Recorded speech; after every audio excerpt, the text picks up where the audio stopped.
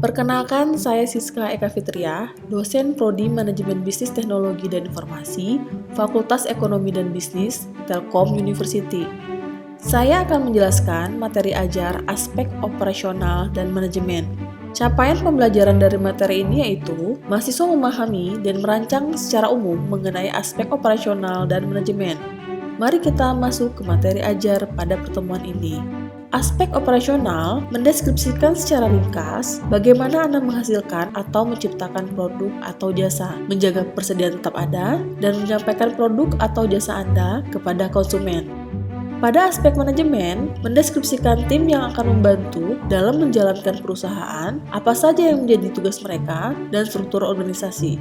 Jika Anda mencari sumber dana eksternal, maka investor pada umumnya ingin mengetahui bentuk kepemilikan dari perusahaan Anda. 3 bentuk kepemilikan yang dijelaskan di sini adalah kepemilikan tunggal, merupakan perusahaan yang bukan perseroan, dimiliki dan diatur oleh satu orang.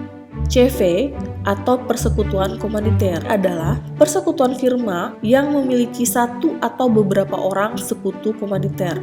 Sekutu komanditer adalah sekutu yang hanya menyerahkan uang, barang, atau tenaga sebagai pemasukan kepada persekutuan dan dia tidak ikut campur dalam pengurusan atau penguasaan dalam persekutuan. Selanjutnya, perseroan terbatas atau PT adalah sebuah bisnis resmi yang menawarkan keuntungan, tetapi biasanya dengan biaya dan pekerjaan yang lebih sedikit.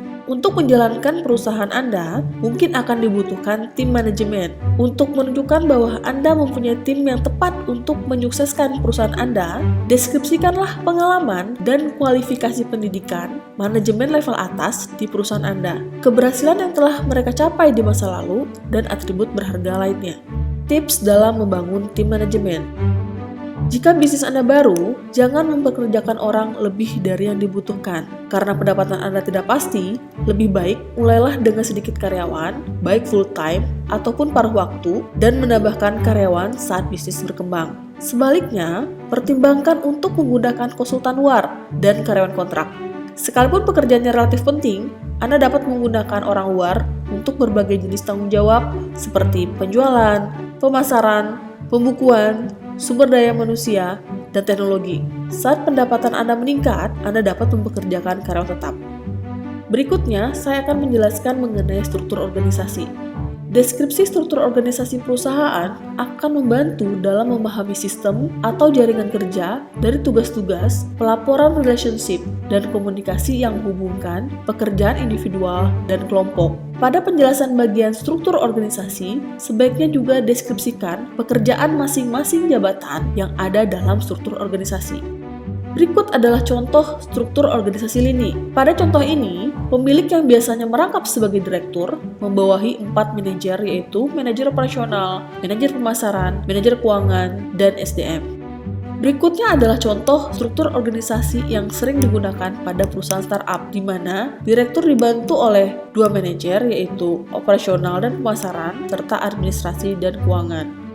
Selanjutnya, saya akan menjelaskan aspek operasional. Bagian ini menjelaskan bagaimana Anda memenuhi kebutuhan konsumen, yaitu bagaimana mendapatkan bahan baku, apa yang dapat menjamin bahwa bahan baku yang digunakan berkualitas sehingga dapat memenuhi standar kualitas produk yang dihasilkan, bagaimana hubungan perusahaan dengan pemasok utama atau distributor. Jika bergerak di bidang jasa, dapat menjelaskan bagaimana jaminan skill orang-orang yang Anda pekerjakan sehingga dapat menjamin pemenuhan kualitas yang diinginkan konsumen. Proses produksi dan kontrol kualitas pada aspek operasional adalah sebagai berikut.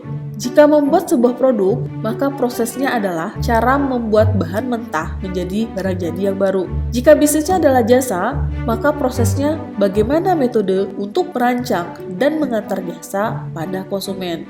Fokuslah pada masalah seperti metode produksi, kapasitas produksi mencakup peralatan, mesin, dan SDM, prosedur yang menghemat biaya, dan metode yang digunakan untuk kontrol kualitas produk. Demikianlah akhir dari materi perkuliahan ini. Terima kasih atas perhatiannya.